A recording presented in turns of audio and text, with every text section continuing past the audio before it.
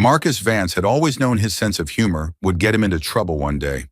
He just hadn't expected it to involve a 7-foot-tall warrior from a species whose native language sounded like a blender full of nails.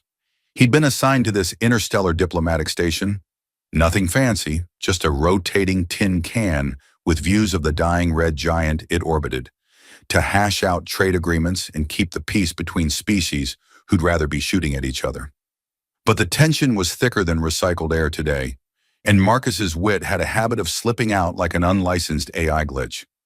He stood near the station's main negotiation chamber, a cavernous space where languages overlapped and the translation systems worked overtime to keep everyone's tempers from boiling over. Holographic banners flickered overhead, welcoming delegates in a rainbow of dialects that made even the station's AI sprocket sound confused. Marcus glanced at his half-finished cup of synth-caf and sighed. He'd been up since the third rotation, and his shirt still smelled faintly of rehydrated noodles from the night before. The Zyrak envoy, Saraxa, loomed in the center of the room like a living weapon, tall, armored, and radiating a kind of alien elegance that would make a human fashion designer weep with envy. Her eyes glowed faintly green beneath the ceremonial crest that swept back from her forehead. She moved with the caution of someone who'd seen too many political assassinations to ever fully relax. Marcus liked her immediately. He'd only just opened his mouth to negotiate a simple trade clause. Something about mineral rights and mutual non-aggression, and somehow his words came out all wrong. Instead of sounding like a competent diplomat, he'd said something along the lines of, "And so, in the spirit of trust and loyalty, let's nail this down so nobody has to lose a limb over it, okay?" There was a hush, like someone had hit the station's mute button. Saraxa stared at him, unblinking, as the other delegates shifted uncomfortably. Sprocket's voice, somewhere between an overexcited game show host and a malfunctioning toaster, echoed in his earpiece. "Marcus, I detect a 99.7% chance you just triggered a cultural protocol. Shall I initiate panic mode or locate the nearest airlock?" Before Marcus could respond, Saraxa dropped to one knee with a metallic thud that rattled the floor panels. Her crest dipped low, a sign of submission that even he recognized. The silence deepened into a vacuum. Marcus's mouth hung open, his half-raised coffee cup trembling. Did I say something wrong?" he stammered, voice cracking like an adolescent AI. Saraxa spoke, her voice carrying a kind of solemn finality that made Marcus's spine itch. "You have invoked the oath of unbroken loyalty," she intoned, each syllable like a blade drawn in the slow motion. "I am bound to you now, human, body and honor, until death or mutual dissolution." Marcus coughed, nearly choking on the last sip of synth-caf. "Wait, hold on. Mutual dissolution sounds like a weird probiotic. Can we maybe not do that?" A ripple of laughter, tense and uncertain, escaped from a nearby human observer. Marcus caught Saraxa's gaze and tried to grin, but it felt like smiling at a malfunctioning plasma grenade. He glanced at the room, at the stunned faces of humans, Ardanthians, and a jellyfish-like delegate who was vibrating nervously. "Well," he said, forcing a grin, "this is going to make the next trade conference real interesting, huh?" Saraxa's eyes narrowed as if measuring his soul, but her lips twitched, just slightly. Maybe, just maybe, the galaxy wasn't about to implode after all. Marcus hadn't planned on spending the morning in a conference room bigger than his first apartment. But here he was, pacing across a carpet that smelled faintly of ozone and synthetic lavender.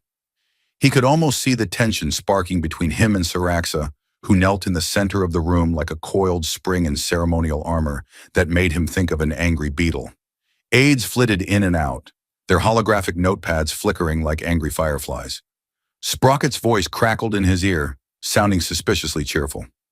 "Marcus, my probability matrices predict a 73% chance that you are currently the most awkward human in the quadrant. Would you like assistance with foot and mouth removal?" Marcus rubbed his temples. "No, Sprocket, I've got it covered." "Remind me, did we accidentally start a war? Or just a sacred vow that'll get me killed if I mess up?" "Statistically, it's about equal," Sprocket replied, voice dripping with sarcasm. Marcus grimaced and turned back to Saraxa. She watched him with eyes that glowed like twin reactors, unblinking. The silence stretched so long that he considered offering her a snack, just to break the ice. Look, he finally said, trying to keep his voice light. I'm just a mid-level paper pusher who happened to blurt out the wrong phrase at the wrong time. I didn't mean to trigger some ancient cosmic marriage contract or whatever this is. Can't we just call it a misunderstanding and go grab lunch? Saraxa didn't even blink. You have spoken the oath of unbroken loyalty, she said, voice steady as a starship's gravity core.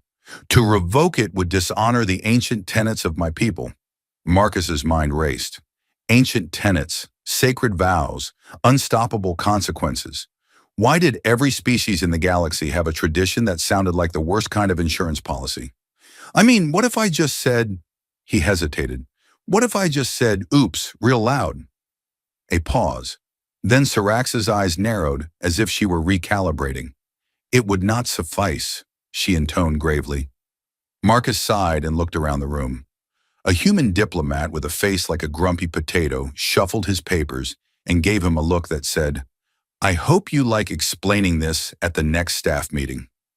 A pair of our Danthian aides huddled by the door, their antennae quivering with what might have been laughter.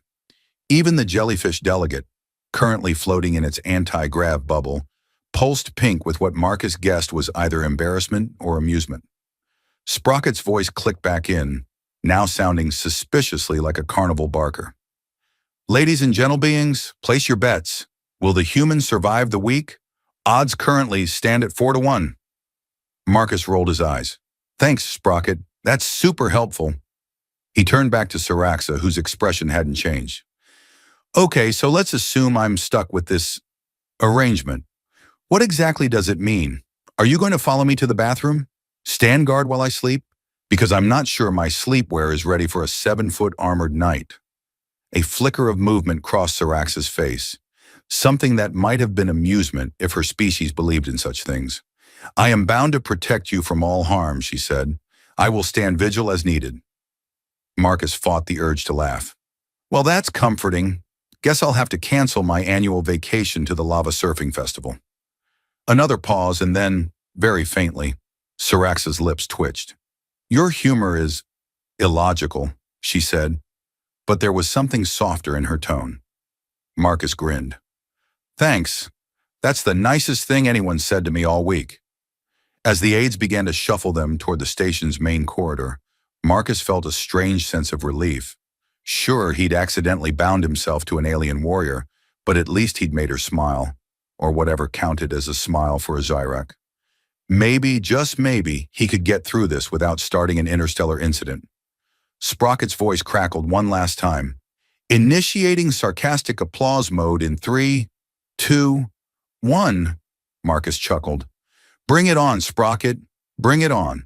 The transport ship assigned to ferry Marcus and Saraxa to the mining colony looked like it had been welded together from leftover parts of 100 other ships. It rattled like a coin in a vending machine and smelled suspiciously of burnt ozone and old socks. Marcus wondered if the station's logistics officer had taken one look at the human-alien odd couple and thought, let's give them the one that might explode. The ship's AI, Sprocket, was in rare form, flipping between accents like a malfunctioning stand-up comedian. Welcome aboard, Captain Vance, it said in a tone halfway between a pirate and a butler. Please fasten your safety harness and prepare for questionable in-flight cuisine. Marcus half expected it to offer him a rubber chicken. Saraxa, who had chosen the co-pilot seat with the solemnity of a high priestess, regarded the controls with the same stoic calm she used for everything. Her claws clicked across the console as she ran a diagnostic scan, apparently unfazed by the ship's rattling. Marcus couldn't help himself. So, you trust this thing to get us to the mining colony in one piece? He asked, flashing his trademark grin. She didn't even look up. If it fails, I will shield you from the explosion, she said, as if she were reciting a menu. Marcus laughed. That's comforting. Maybe I should have brought my fireproof underwear. Sprocket's voice piped up in an exaggerated whisper. Warning, fireproof underwear is not standard issue. Would you like me to recommend a supplier? Marcus rolled his eyes. Thanks, Sprocket. I'll pass. I like my wardrobe free of molten metal, if it's all the same. As the ship shuddered into hyperspace, Marcus settled into his seat, watching the stars stretch into long, bright lines like cosmic taffy. He'd never gotten used to that sight, no matter how many times he'd made the jump. Saraxa, on the other hand, didn't even flinch. She sat perfectly still, her gaze locked on the screen like a soldier on watch duty. A gentle beep echoed from the console. "Approaching destination," Sprocket announced, now in the voice of a flight attendant with a caffeine addiction. "Please prepare for a landing that may or may not involve all the usual appendages remaining attached." Marcus let out a low whistle. "Wow, really putting the confidence in confidential transport there, Sprocket." Saraxa's mandibles twitched. Something Marcus had learned was a sign she was either amused or about to snap someone's neck. He was hoping for the former.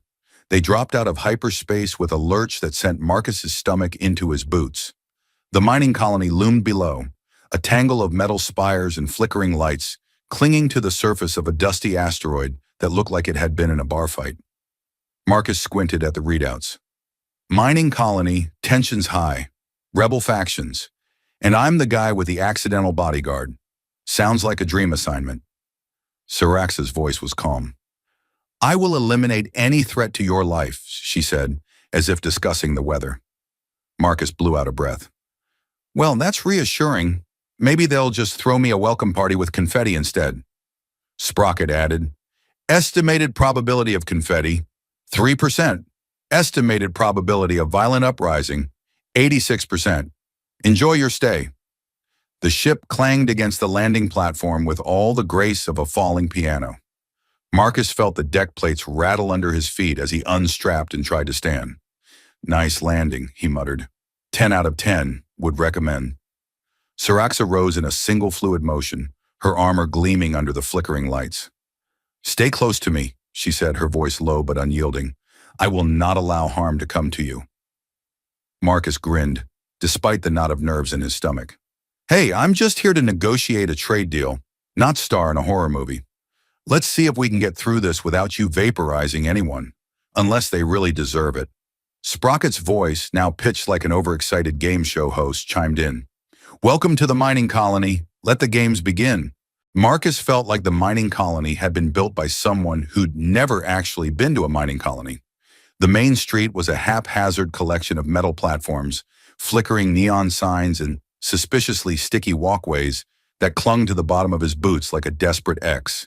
He ducked under a low-hanging pipe that hissed steam with all the subtlety of a caffeinated cobra. Sprocket's voice chirped in his ear. "Warning, environmental hazard detected. Probability of pants-related incident, 15%. Marcus smirked. "Only 15? Guess it's my lucky day." Saraxa, her armored form gliding a step behind him, radiated menace like a portable black hole. She scanned every doorway, every shadow, every suspicious lump of refuse, as if it might sprout legs and attack. "Remain within my protective perimeter," she intoned, voice steady as ever. Marcus held up his hands. "Hey, I'm not planning on skipping off to the local karaoke bar without you, don't worry." A group of miners shuffled past, their faces lit by the glow of plasma torches. One of them, a burly human with a beard that could smuggle small animals, gave Marcus a look that said, "Tourist." Marcus offered a cheery wave. "Lovely day for an uprising, eh?" The man grunted and hurried on. Saraxa's eyes narrowed. "You're attempting to deflect tension with humor." Marcus grinned. "Hey, it's the only thing that's kept me alive this long." They rounded a corner and found themselves face to face with a ragtag bunch of rebels armed with a collection of weaponry that looked like it had been scavenged from 3 different centuries. The leader, a wiry woman with a shock of bright pink hair and a pet slime mold perched on her shoulder, raised a plasma rifle with all the authority of someone who'd seen too many late-night holodramas. "Hold it right there, Starboy," she snapped. "This is a restricted zone." Marcus raised his eyebrows. "Restricted?" I must have missed the sign. Or was it written in invisible ink? The woman scowled. "State your business." Marcus spread his arms. "I'm here on official trade negotiations. This is my bodyguard. She's very protective." Saraxa stepped forward with the slow, deliberate motion of a predator deciding whether to pounce. "Any threat to him will be neutralized," she said, her voice like a vibroblade being unsheathed. The slime mold let out a high-pitched squeal that might have been laughter. Marcus decided to run with it. See? Even your pet thinks that's funny. The rebel leader's eyes flicked between them. You think this is a joke? Marcus held up a finger. Actually, I'm hoping it's a negotiation, but jokes are my backup plan. Saraxa didn't move, but Marcus could feel the tension in the air like a live wire. He took a step forward, palms open. Look, I'm just trying to make sure nobody ends up extra crispy today, okay? Let's talk terms, or recipes if that's more your style. The woman's lips twitched, and for a split second, Marcus thought he saw the flicker of a smile. Terms, huh? You really think you can talk us down with wisecracks? Marcus leaned in, his grin widening. Lady, it's worked on killer robots, bureaucrats, and my ex. I like my chances. The rebel leader barked a laugh that sounded like a dying engine. All right, diplomat, you get one shot, but if you try anything funny, Marcus gave her a thumbs up. No worries. My funny bones strictly regulated by interstellar law. Saraxa didn't blink, but her claws flexed ever so slightly. Marcus felt a sudden swell of gratitude for the armored warrior at his back. Even the rebels seemed taken aback by her silent intensity. Sprocket's voice cut in like an overenthusiastic game show host. Congratulations, Marcus Vance. You have successfully entered the negotiation phase. Please proceed with caution and humor at your own risk. Marcus blew out a breath. Yeah, thanks, Sprocket. Nothing like high-stakes trade talks with a side of slime mold to spice up a Wednesday. The rebel leader shook her head, smirking. You're a strange one, Starboy. Let's talk. Marcus grinned. My favorite words. Marcus sat in the tribunal chamber, a place that looked like it had been designed by someone who hated comfort. The seats were stiff, the lighting was harsh, and the atmosphere carried the subtle tang of burnt circuits. At least the air recycler was working today, which was more than he could say for his nerves. Saraxa stood behind him, silent and imposing, her crest gleaming under the station lights. Her presence had become so familiar that he almost forgot she wasn't human. Sprocket's voice hissed in his earpiece, suspiciously chipper. Marcus, did you know your heart rate is approaching the fainting goat threshold? Would you like a suggestion on stress management? Marcus sighed. Unless it involves a winning lottery ticket or an instant peace treaty, pass. The tribunal's lead adjudicator, a gray-skinned shakar named Briskal, leaned forward with all the enthusiasm of someone about to deliver a dental bill. Diplomat Vance, he droned, you stand accused of misusing the oath of unbroken loyalty for personal gain. How do you respond? Marcus blinked. Personal gain? I'm the one who's been followed around by an alien bodyguard 24/7. She's threatened to vaporize half the galaxy on my behalf. I'd call that more of a liability than an asset. A ripple of uneasy laughter drifted through the chamber. Saraxa remained still, but her eyes flickered.